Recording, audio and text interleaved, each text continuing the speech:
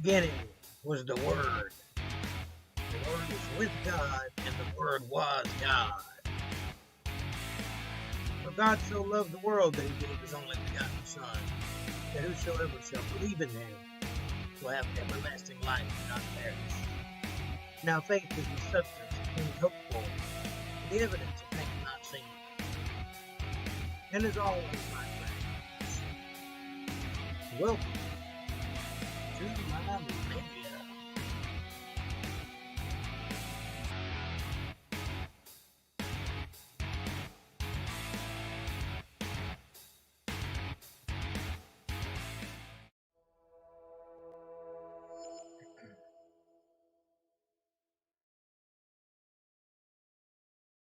Well, hello there. Good to see you. Jake Johnson coming to you live from the internet, hiding out somewhere in the north woods of North Carolina. Hiding from the man, as it were. Broadcasting live, straight to you. What's happening? It's been a heck of a week. Wonderful. Rained all week long. Hadn't had a chance to do anything. Too much rain. Don't want to lay down on the wet ground. I don't want to get wet, period. Thus and so. I've been in-house bound. How about you? How's the weather in your neck of the woods? Let's see if we got anybody here yet. Oh, there's one person. Hello, one person.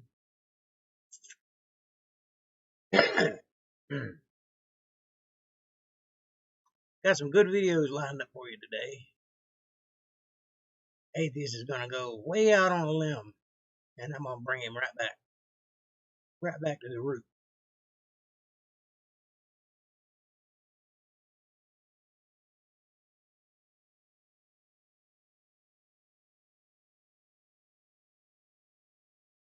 Well, you don't say.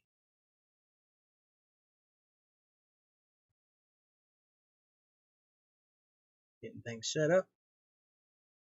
Have me a cigarette.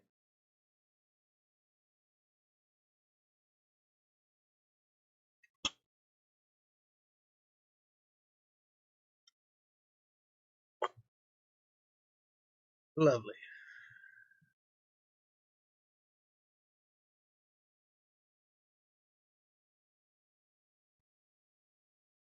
Where is everybody? Must be one of them Sundays.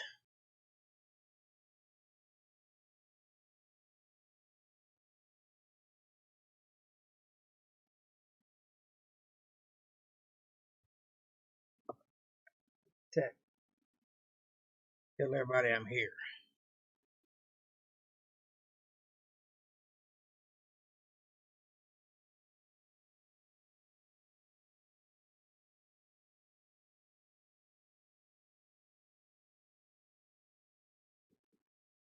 That'll do.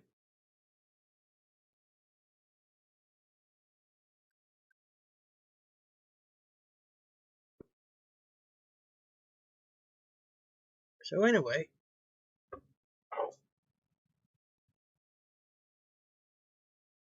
what do you think about those stimulus checks? You get yours yet? I'm still waiting on mine. I don't know if I'm ever going to get one or not.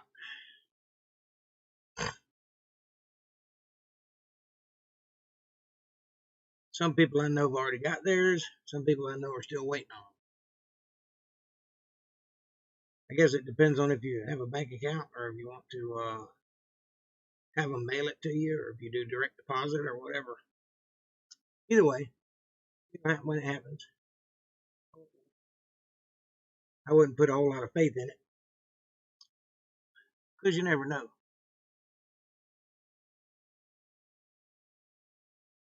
The government most certainly does not have your best interest in mind, though. If they're giving you something for free, you can count the days until they ask for something in return. That's a guarantee.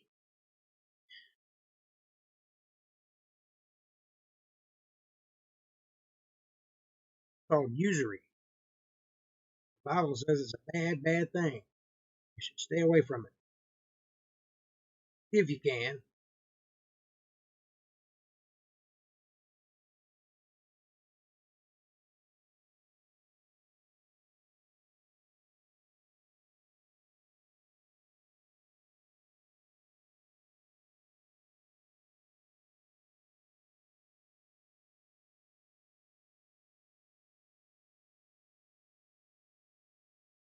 Wow.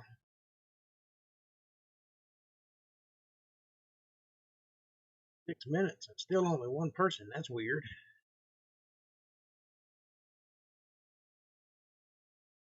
That can't be good.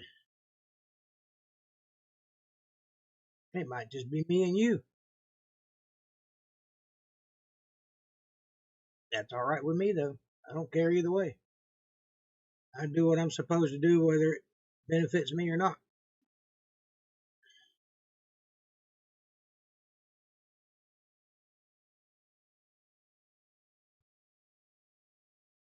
Nice if it does, but it don't have to.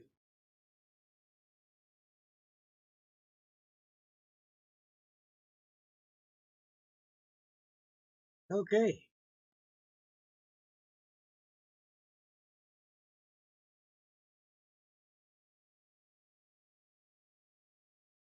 Give 1 more minute, then I'll go ahead and get started.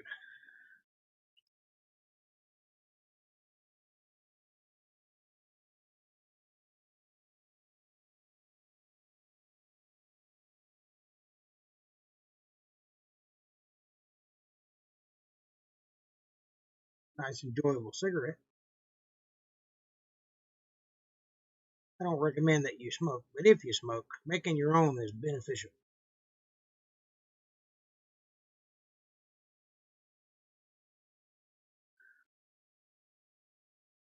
Tastes good and it's better for you.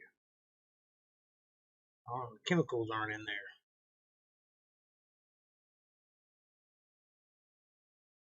there. Just tobacco, like smoking a pipe or a cigar.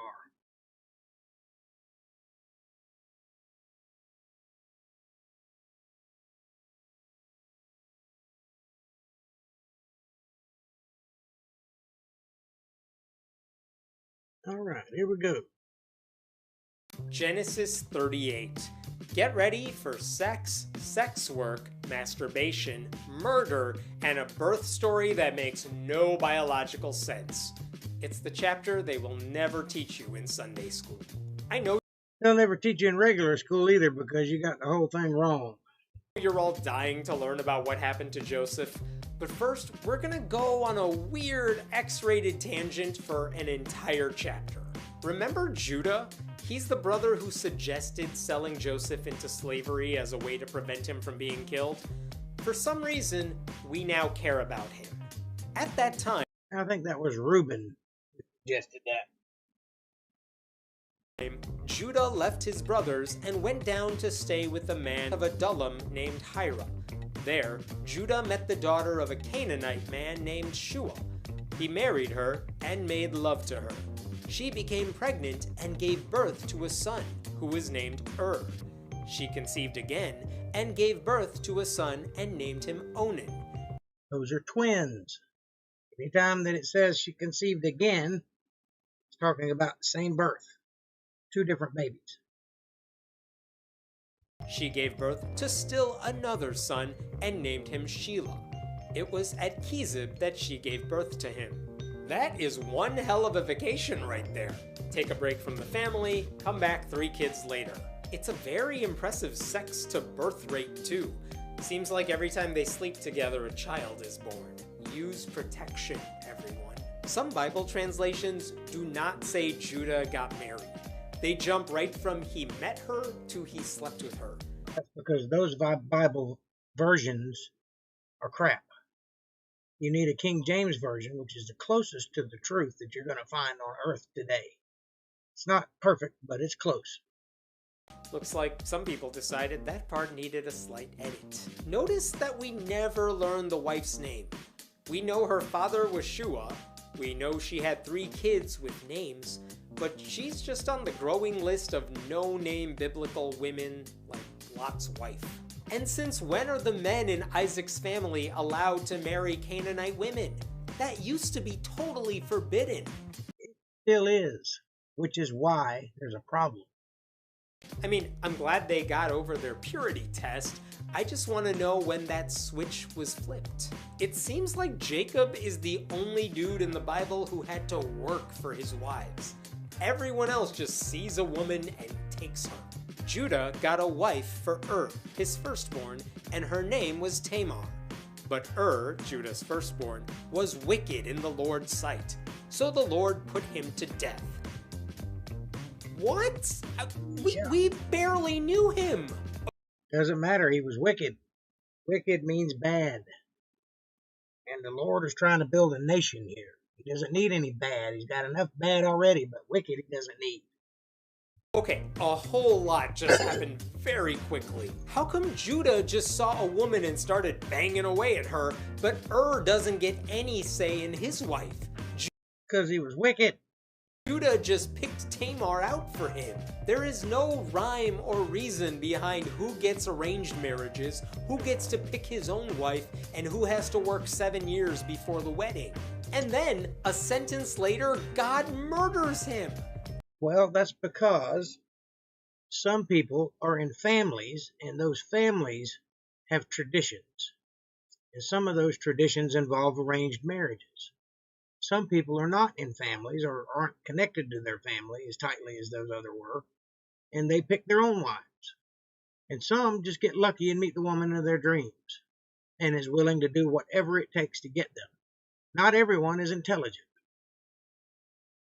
So, if a man wants to work 14 years for a woman, that's his business. It's not like he's required to. That's just the deal he made. So that's what he did.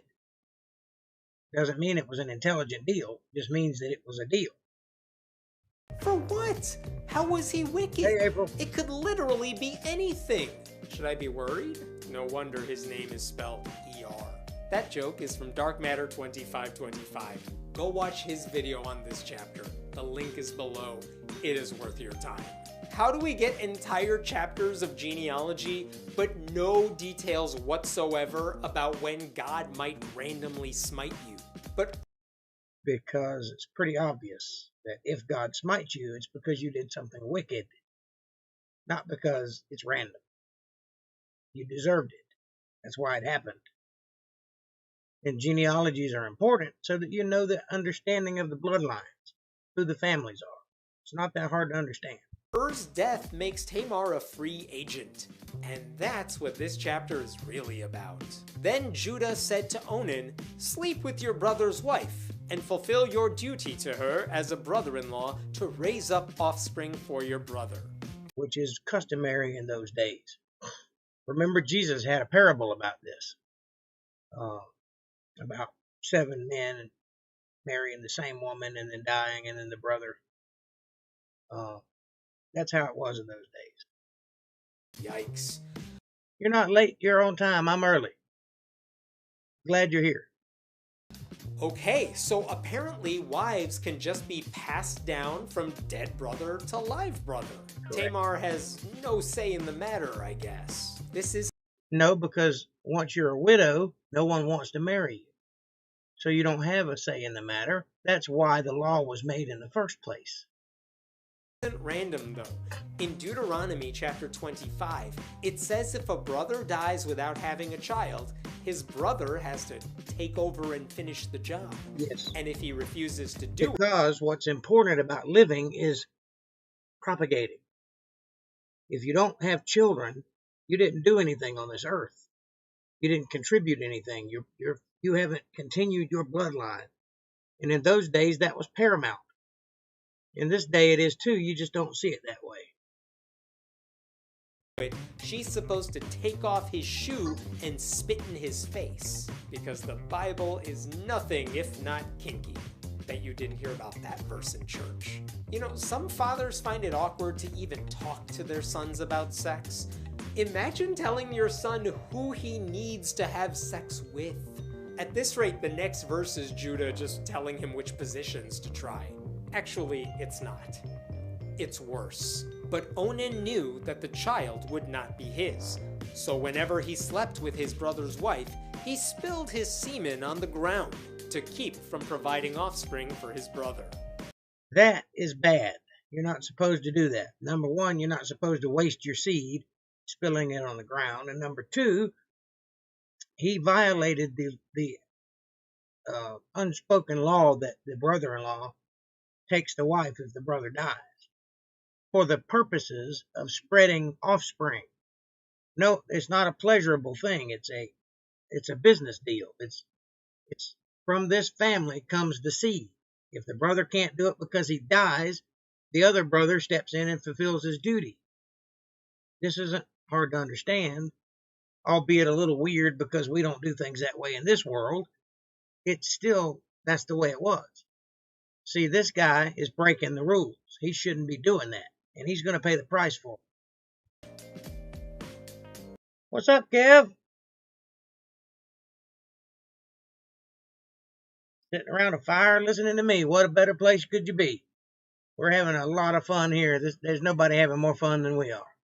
Listen, we will talk about that in a second. First, what does it even mean Onan knew the kid wouldn't be his?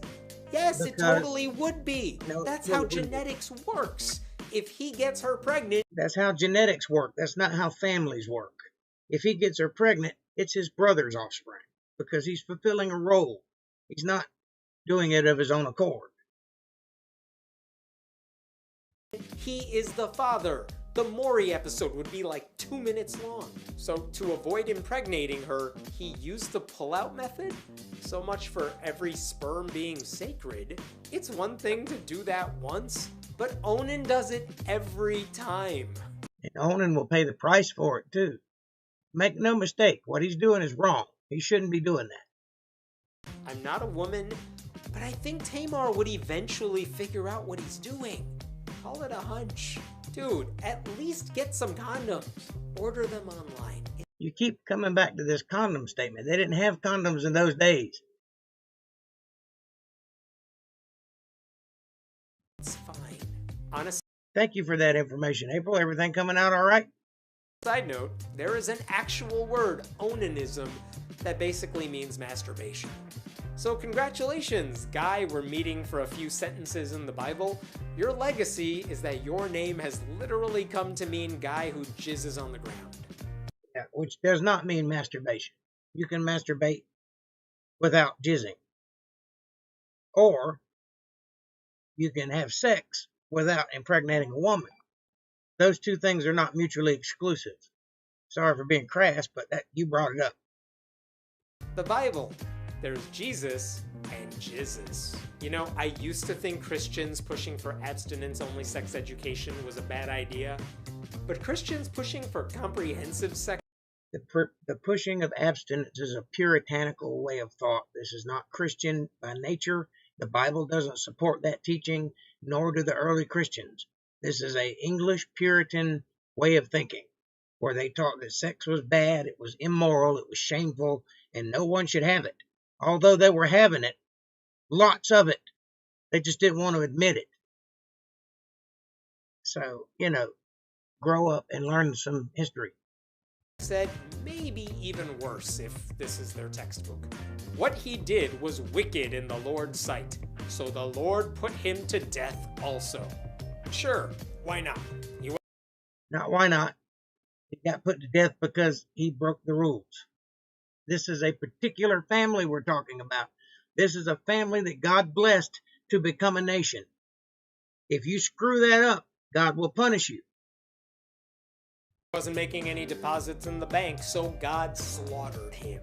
It doesn't specifically say if God was mad that Onan wasn't impregnating her, or he wasn't satisfying her, or if God was mad that he was jizzing on the floor and someone else had to clean it up. Take your all of the above. Pick. Christians will generally say Onan didn't do what he was supposed to do and have a child on behalf of his dead brother. But I'm not sure that sounds much better. Judah then said to his daughter-in-law Tamar, "Live as a widow in your father's household until my son Shelah grows up." For he thought, he may die too, just like his brothers. So Tamar went to live in her father's household. If 2 of your sons die after marrying Tamar, maybe just find a different wife for son 3. Just an idea. But Judah doesn't tell her to leave because this didn't work out. He says, leave for a while until my 3rd son is old enough to bang you too. Which is not a thing a father should ever say. Why not? Are you actively teaching your children that they shouldn't procreate? I would rather me, the father, tell the child about sex than for them to learn it at school from a stranger. Which is not a thing the youngest son ever wants to hear. After a long time, Judah's wife, the daughter of Shua, died. When Judah had recovered from his grief, he went up to Timnah, to the men who were shearing his sheep, and his friend Hira, the Adullamite, went with him. Aw, the wife who didn't even get a name died. We still know nothing about her. All we know is that like a minute after her death, Judah and Hira went on an adventure. This is the worst buddy comedy ever. Those two are totally gonna spill some seed. Get ready for lots of onaning. When Tamar was told, "Your father-in-law is on his way to Timnah to shear his sheep," she took off her widow's clothes, covered herself with the veil to disguise herself, and then sat down at the entrance to Enaim, which is on the road to Timnah. For she And now this woman, being desperate, has decided to trick someone into giving her a child. Because, you know, in those days, if you didn't have a child, you didn't prosper. So her getting up in years and having lost several husbands without being impregnated, she's running out of options because nobody's going to marry a widow. So she pretends to be a hooker and achieves her goal, by the way. And because the way she does it, she makes the man promise her something in return. She gives him a little something, but he's got to give her a little something, you see? And this is what sets up the beginning of that nation. saw that, though Shelah had now grown up, she had not been given to him as his wife. So Tamar realized her future husband wasn't coming, so she slipped into a costume and sat near the entrance to this town to intercept her dead husband's father. She wants to be 3 for 4 in this family. How horny does she have to be right now to even consider this? She's on Tinder at the height of a pandemic. Actually, you're not that far off. It's not about being horny, it's about having a child. And a woman has a biological clock. And when it starts ticking, they get kind of crazy. And they do a lot of things. But it's because they are biologically programmed to bear children. She will take anyone who's even mildly safe. When Judah saw her, he thought she was a prostitute, for she had covered her face. Not realizing that she was his daughter-in-law, he went over to her by the roadside and said, "Come now, let me sleep with you." "And what will you give me to sleep with you?" she asked. They both slipped into those roles very comfortably. How does he not know it's her? I mean, she's wearing a veil, but I assume she has the same voice, same mannerisms, etc. Don't suppose you could change your voice and be someone you know, but you could be. If he doesn't know yet, he's definitely about to. Isn't Judah traveling with his buddy? Where's Hira? Is he making an arrangement for the two of them, or just Judah? These are the details the Bible never gets into because it's too busy with genealogies. The irony here is that while Judah is tempted into doing something sinful, Tamar is actually doing something the Bible wants, since she's basically bound to get impregnated by someone from this family. Correct. Somehow, selling herself to her kind of relative is what God wants. "I'll send you a young goat from my flock," he said. "Will you give me something as a pledge until you send it?" she asked. He said, "What pledge should I give you?" "Your seal and its cord and the staff in your hand," she answered. So he gave them to her and slept with her. Now, for those of you who do not know what a seal and a cord and a staff represents, the seal and the cord, that is the thing that signifies who you are. It's like a family crest. And you seal documents with it. You use it to press wax onto an envelope or to sign. You know, that's how they did it in those days. Now, if you have possession of that, then you have possession of that name. that title, because you're not supposed to give that up. That's very important to have. The staff represents the man's strength, his ability to move, his ability to stand. Doesn't mean anything to us because we stand quite readily. But in those days, standing was important, especially in a long period of deliberation or something of that nature. Being able to make it to the end of a meeting or something to that effect. So what this man gives her, in a sense, is his birthright for a piece of that sweet ass. And it was sweet. She was ready, and he could smell it on her. So he got something for the deal, but watch what she does with what he gives her as a pledge. And she became pregnant by him. After she left, she took off her veil and put on her widow's clothes again. Judah continues his perfect batting average. One sexy time, one child. There's going to be a huge population boom very soon at this rate. And did the Bible just say they had sex, but she never took her veil off during the act? And there's no... Yes, because sex in those days wasn't about having a good time. It was about making a baby. They didn't care about looking at each other. No indication that he figured out who she is. How do you not know? In case you're keeping track, Tamar has presumably slept with one brother, technically slept with the second brother, even though he would never finish the job, wanted to sleep with the third brother, and just got paid for sleeping with all three brothers' father. Yep. The aristocrats. Good for her, though, for demanding a down payment. I'll take your goat later, but first I want some of your fancy cosplay material. Meanwhile, that fancy cosplay material will later make her heir to his fortune. And the offspring being legally binding because of what she has in her possession, this offspring is his, which makes that offspring the youngest, which makes him the heir to his fortune, which will set up the nation that comes out of him. You see how that works? This is a very smart play on this widow's behalf. Judah sent the young goat by his friend the Adullamite in order to get his pledge back from the woman, but he did not find her. He asked the men who lived there, "Where is the shrine prostitute who is beside the road at Enaim?"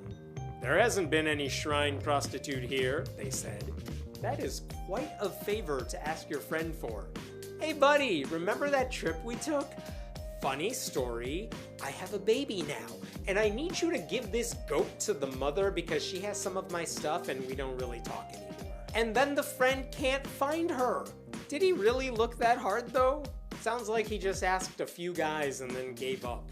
I know Christian movies are bad, but I did not think they would make a Pure Flix version of The Hangover. So he went back to Judah and said, "I didn't find her. Besides, the men who lived there said there hasn't been any shrine prostitute here."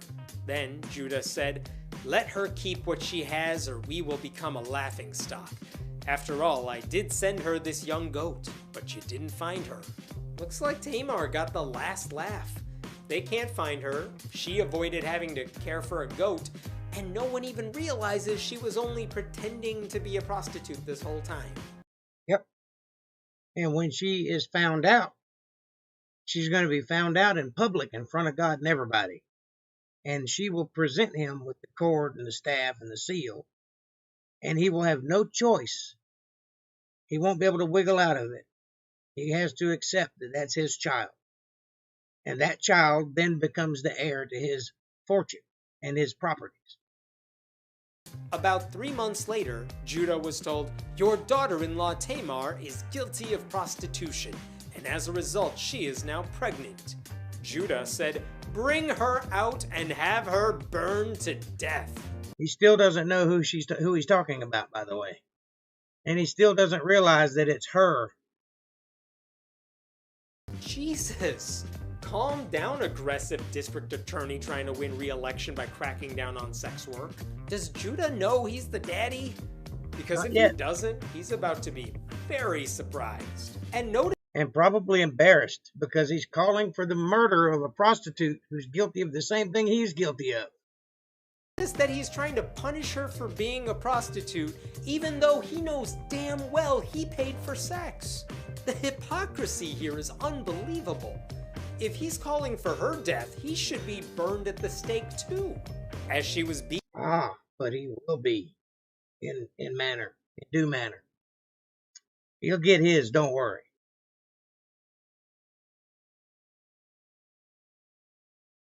He's having a ball, yes he is. being brought out, she sent a message to her father-in-law. "I am pregnant by the man who owns these," she said. And she added, "See if you recognize whose seal and cord and staff these are."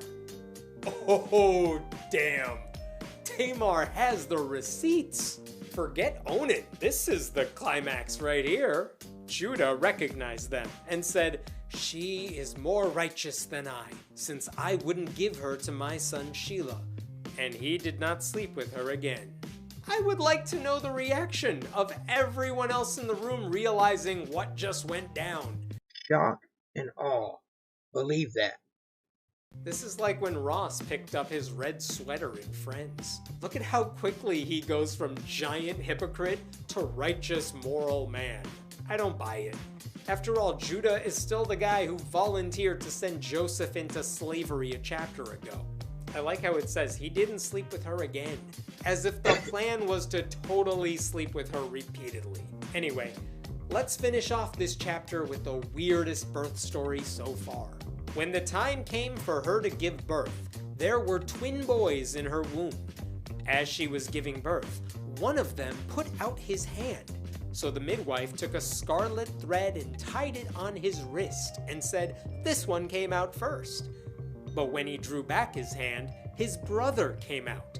And she said, "So this is how you have broken out." And he was named Perez. Then his brother, who had the scarlet thread on his wrist, came out. And he was named Zerah. I know the Bible makes stuff up, but babies do not come out fist first. If they do, you need a C-section quickly. They at least had to have known that wasn't normal. Not only that, if I have... Yeah, things haven't changed all that much, April. Things are pretty much the way they always have been, but some of the sentiments have changed. Some of the meanings of things have changed.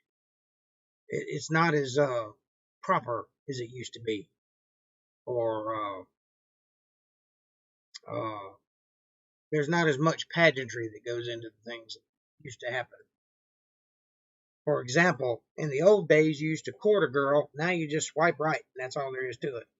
You know, that's a little different, but the end result's still the same. The birth description right here. One baby stuck out his hand. The midwife tied string to it to identify it instead of trying to get him out. The hand went back inside, and then the other baby came out. Okay, seriously, we cannot allow Christians to teach sex ed. No wonder Onan was like, "You know what? I'm gonna shoot my load over there. Don't mind me, I cannot deal with biblical pregnancies." So who's... I'm guessing you've never been party to delivering a child. You don't get them out. They come out. They have to come out on their own. If you try to get them out, you're liable to break their neck. the older sibling? The one whose hand shot out first, or the one who fully came out first? Which one gets the birthright? Anyway, Perez is a distant ancestor of Jesus, which is why this has some relevance, I suppose. I think my favorite thing about this chapter is that I was expecting to hear about Joseph's journey into slavery. Now you see, everybody that's mentioned in this book is a distant relative of Jesus, not just Perez. Remember that. It might help you understand why things are the way they are. And ended up hearing about the sex lives of an entirely different group of very kinky people. Preachers are doing it all wrong. If they want people to read the Bible, they should just give out tiny little books with this chapter only. Well, I mean, you're not wrong. Sex does sell.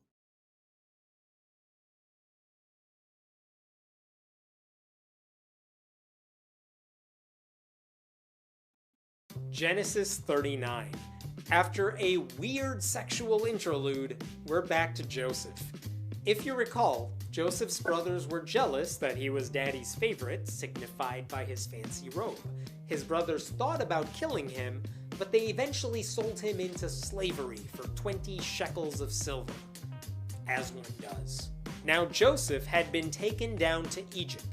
Potiphar, an Egyptian who was one of Pharaoh's officials, the captain of the guard, bought him from the Ishmaelites who had taken him there. The Lord was with Joseph so that he prospered, and he lived in the house of his Egyptian master. When his master saw that the Lord was with him, and that the Lord gave him success in everything he did, Joseph found favor in his eyes and became his attendant. Potiphar put him in charge of his household, and he entrusted to his care everything he owned. Yeah, that's going to get him in trouble later, but it ultimately will work in his favor. He's like a golden child. Everyone loves him. Everyone trusts him, which can only mean someone's gonna get him. That passage just said the Lord was with Joseph so that he prospered. But he's been sold into slavery. He was nearly killed by his siblings. He's now an attendant who works to run someone else's home without... Yeah, the most powerful man in the country. He's now the attendant. The actions that his family took to get rid of him left him in the second most highest position in the land. I'd say he was blessed. Hey, if that's God being good, point goes to the Satanists. From the time he put him in charge of his household and of all that he owned, the Lord blessed the household of the Egyptian because of Joseph. The blessing of the Lord was on everything Potiphar had, both in the house and in the field. So Potiphar left everything he had in Joseph's care. With Joseph in charge, he did not concern himself with anything except the food he ate. Now Joseph was well built and handsome, and after a while, his master's wife took notice of Joseph and said, "Come to bed with me." Oh my God. Joseph is the pool boy and master's wife is Becky Falwell. Yep. It all makes sense now. This book knows everything. It's pretty messed up that God is blessing the home of a slave owner because he basically bought the right slave. Why is that messed up? Are you one of those people that believe that slavery is so bad that it should have never existed at all?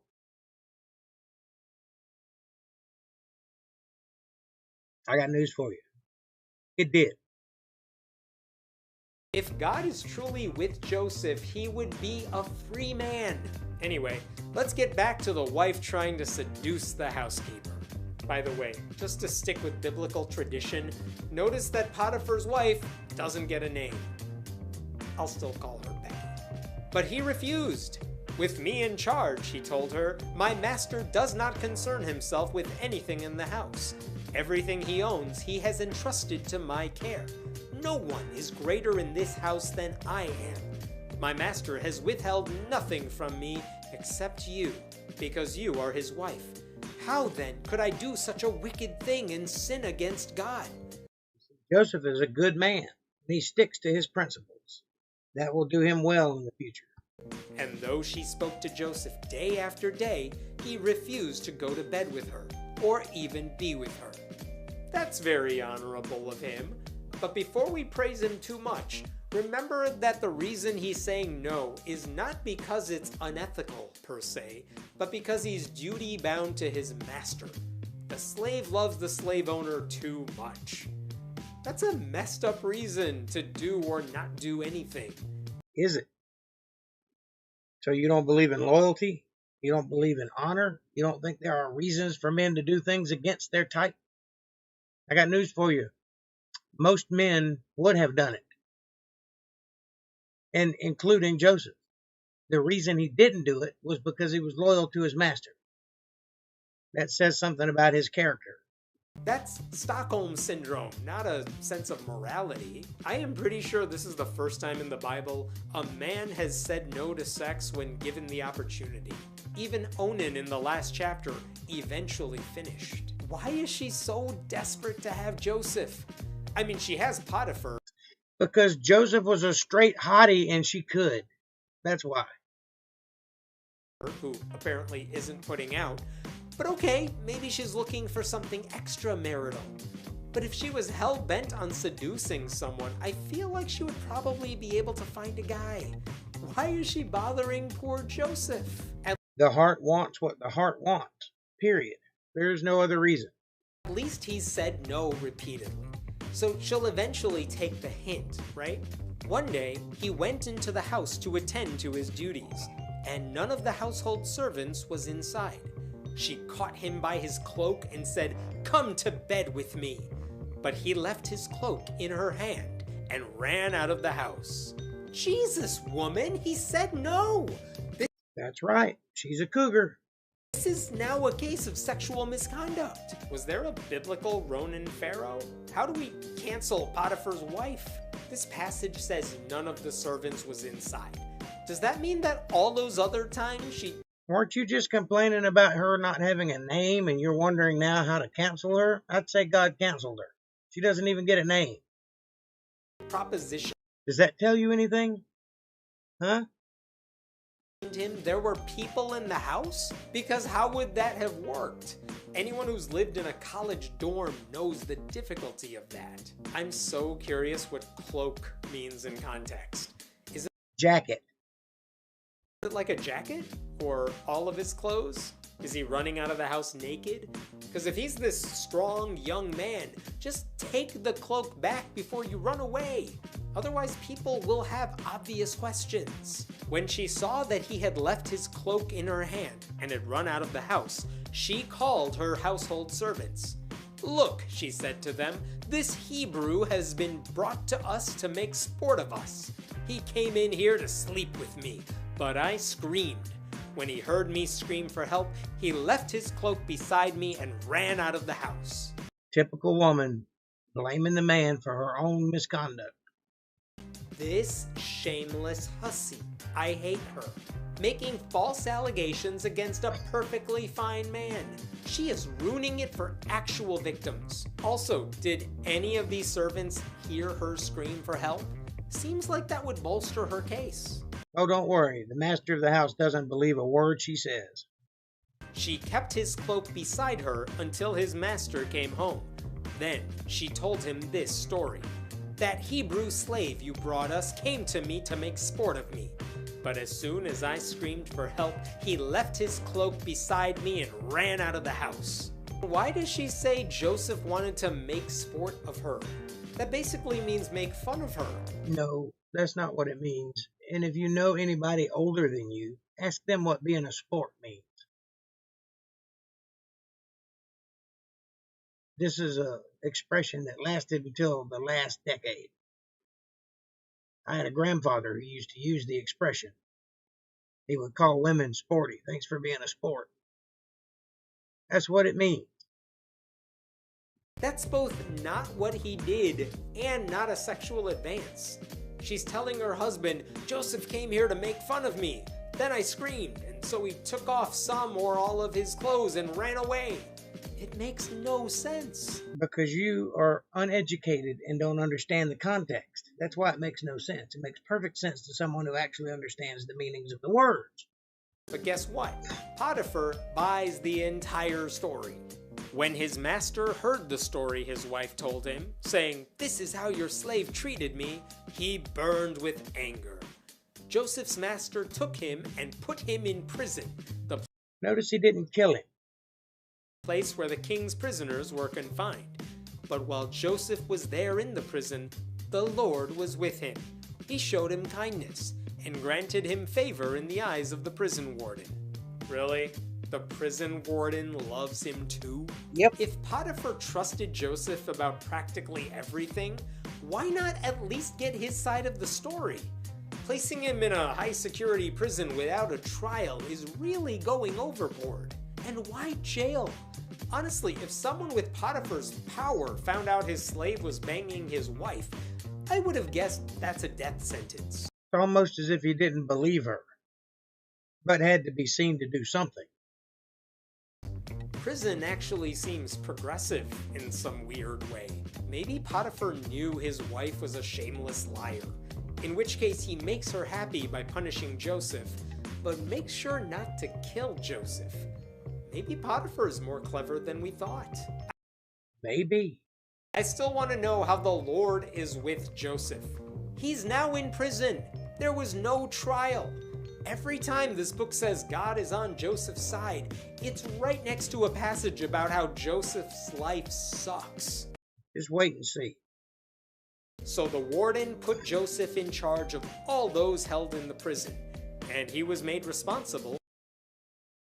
He is overeducated and is unable to discern something by faith. Remember, Jesus told Thomas that Thomas is believed because he saw, right? However, people later on would have to believe by faith. Correct. Very good observation. Very astute. For all that was done there. The warden paid no attention to anything under Joseph's care, because the Lord was with Joseph and gave him success in whatever he did. If you're a prison warden and you like a prisoner so much that you let your guard down and pay no attention to anything, then you are just asking for trouble. He doesn't get any, though, because Joseph's a good man and he doesn't do anything to jeopardize his position, which will favor him in the long run. Totally bound to backfire. When we were first introduced to Joseph, he was arrogant and annoying. But he's quickly turning into the respectable guy everyone loves. And the drama is just getting started. So he's growing up, is what you're saying. No wonder they turned this into a musical. You never know.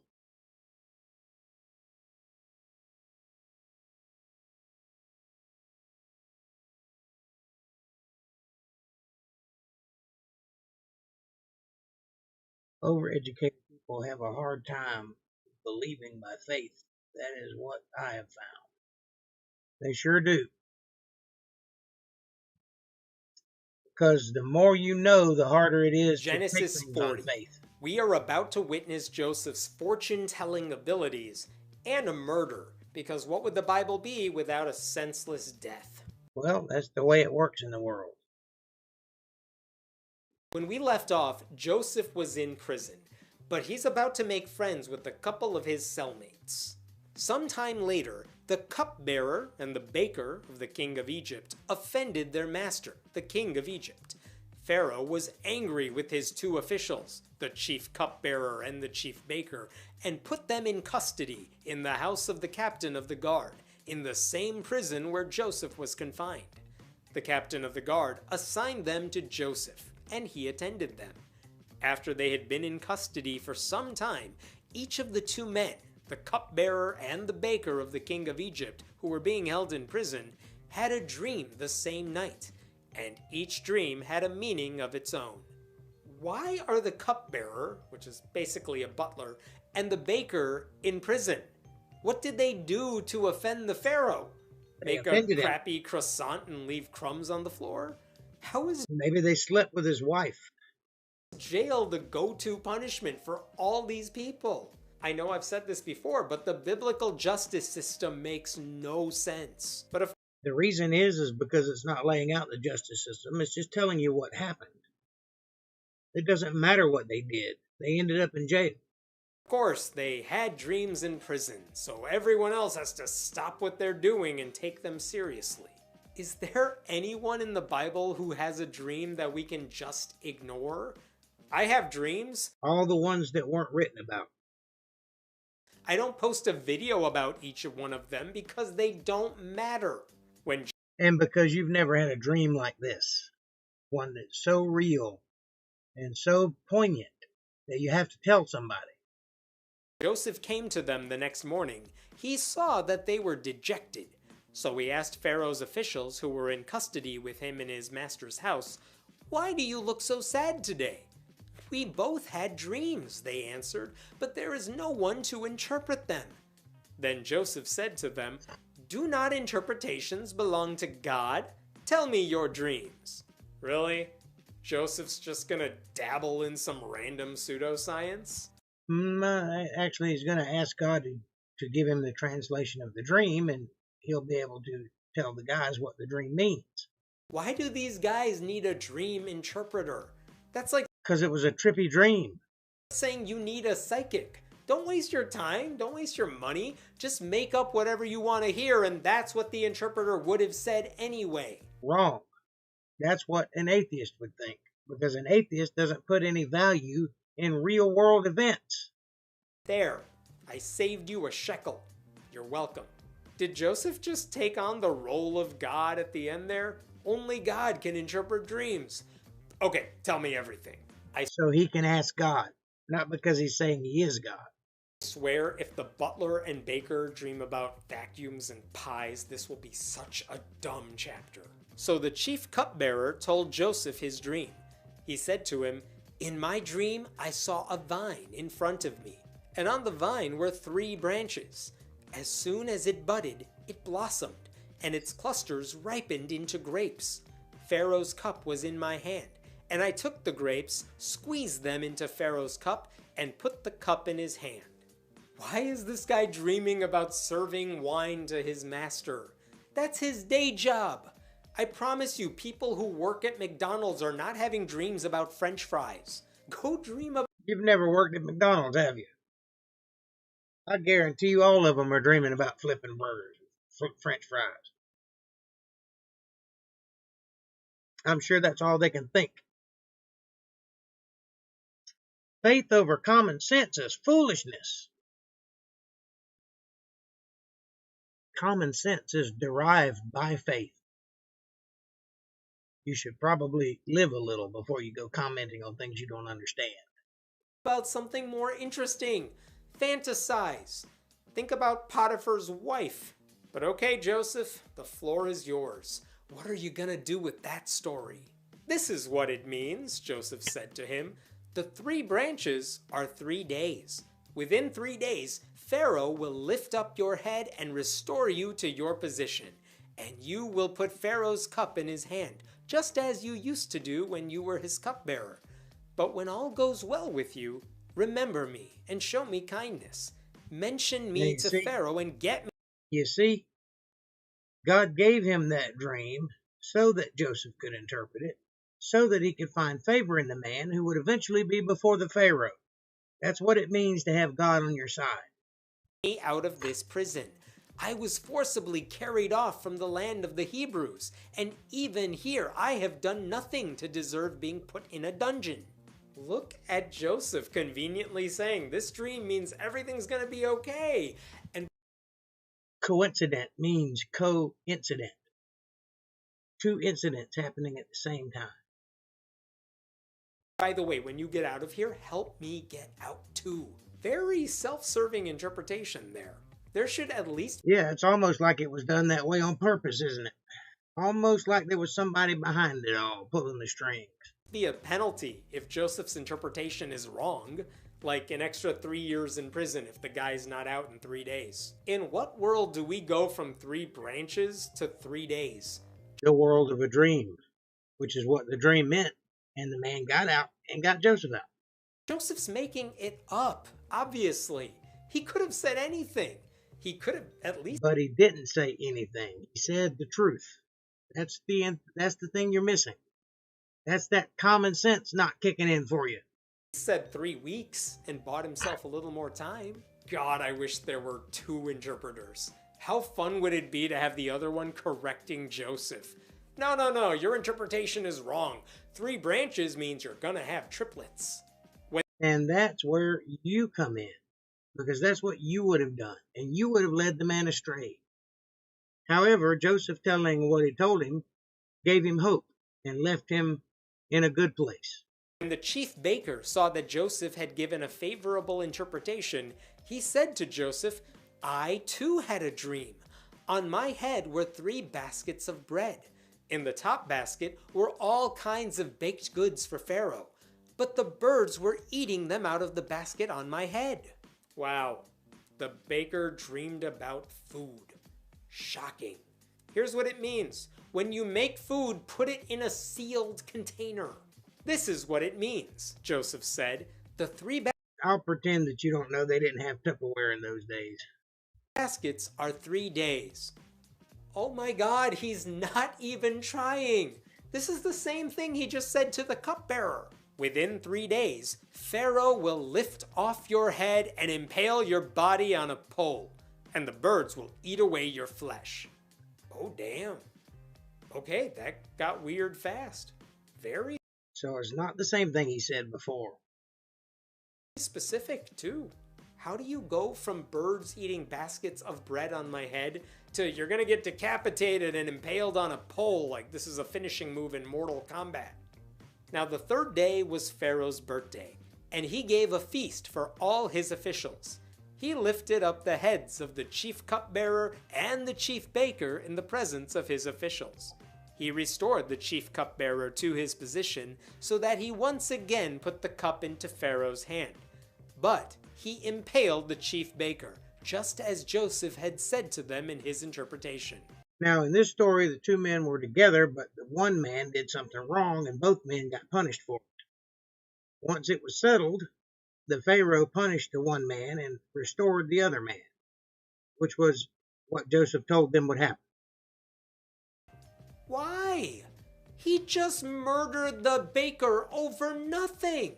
And that's Not over nothing, over what he was imprisoned for.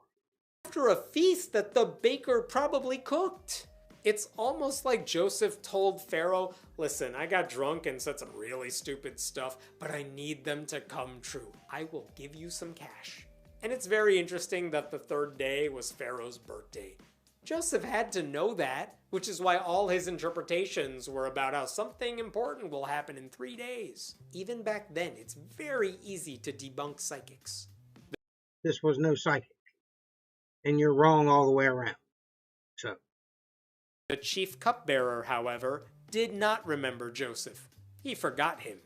How the hell do you forget the guy who predicted your future, especially after the same guy predicted the execution of your prison buddy? That's not a thing you just forget. I guess that means Joseph will remain in prison. for a little while, but he'll get out. All I learned from this chapter is that Joseph realized he was with two important people, so he told them he could interpret their dreams and try to use that to free himself. And apparently it failed. How is God on this guy's side? Watch and see. All right, that's it for the 3 videos of today. Please take a moment and like, subscribe, and share. Hit that like button. Hit the bell icon so you'll get notifications. Smash the like button and share this video. But if you like this ministry and you'd like to help us keep coming to you, go to paypal.me/JakeJohnsonBand. Every bit helps, and I sure do appreciate it. And with that, I'll take your questions, comments, statements, general waxing.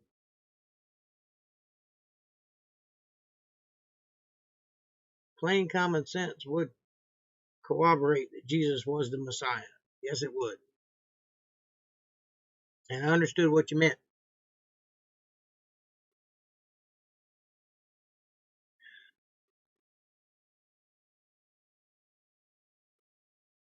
April says, you don't make no sense sometimes. Jesus was perfect. No man is perfect but Jesus. That's also true. But that's why what he said made sense. Because common sense would have told you that only one perfect man existing would be the Messiah.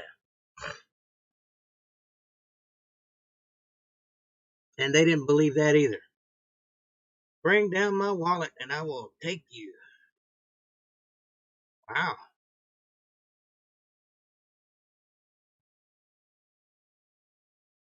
That sounds interesting. Y'all behave now. Don't make me get the water hose.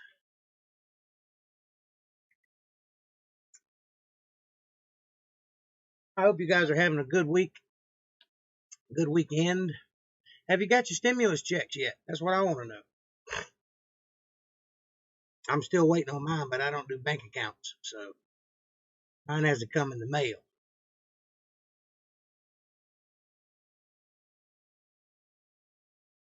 The only bank account I support's online, and I don't ever have to go to it and bother with anybody. 2 Domino's. Ooh. I want a piece of pizza. That sounds good. You know what I had tonight? A can of cream of chicken soup. It was lovely. No stimulus for you, huh? Well, just give it time. It'll be here. Or are you one of those people that make over the allotted amount?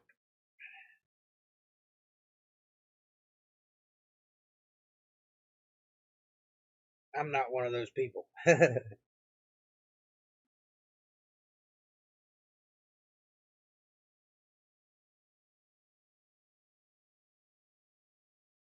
think the allotted amount's like 75,000 or something. Yeah, I got you. Well, good for you. I have to get one. And it ain't gonna be worth much because my children aren't with me.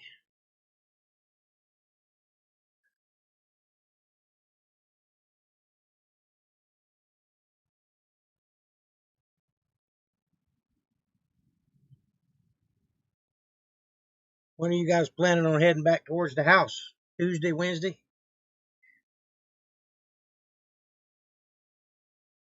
Said you were slowly making it homeward.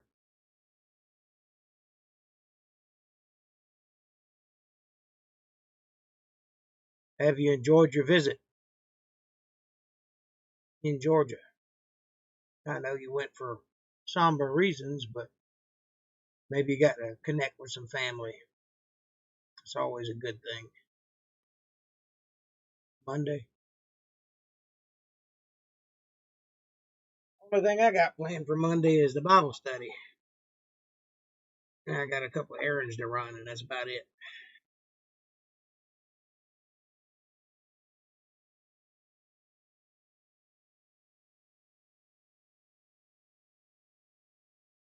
Unless that check comes on Monday, and if it does, then I'll be going to get some stuff to fix my truck with.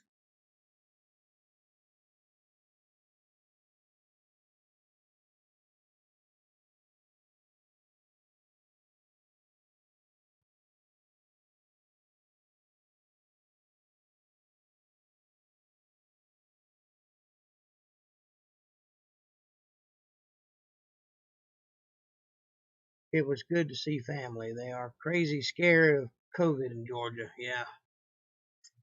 Georgia's a blue state, and everywhere you go to a blue place, it's I mean it's a red state, but all the cities and all the big areas are all blue, and they all panic.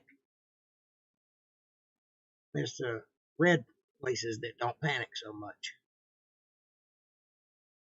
But I'm here to tell you, mark my words that I said so. Uh, COVID-19 is just a little worse than the flu, and you got just about as much chance of catching it as you do catch the flu. If you're young and healthy and you don't have any issues, chances are you're going to be sick for a couple of days, and that'll be that. They are panicked here. Yeah. I don't panic. I say bring it on. I can take it. All right, y'all. I'm a little under the weather tonight, so I'm going to get off of here a little early and go to bed. Thank y'all for hanging out with me.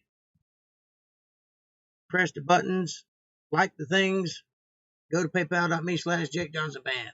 I love you guys, and I'll see you Monday with the Bible study. Have a great night. Enjoy the rest of your weekend, and I'll see you Monday.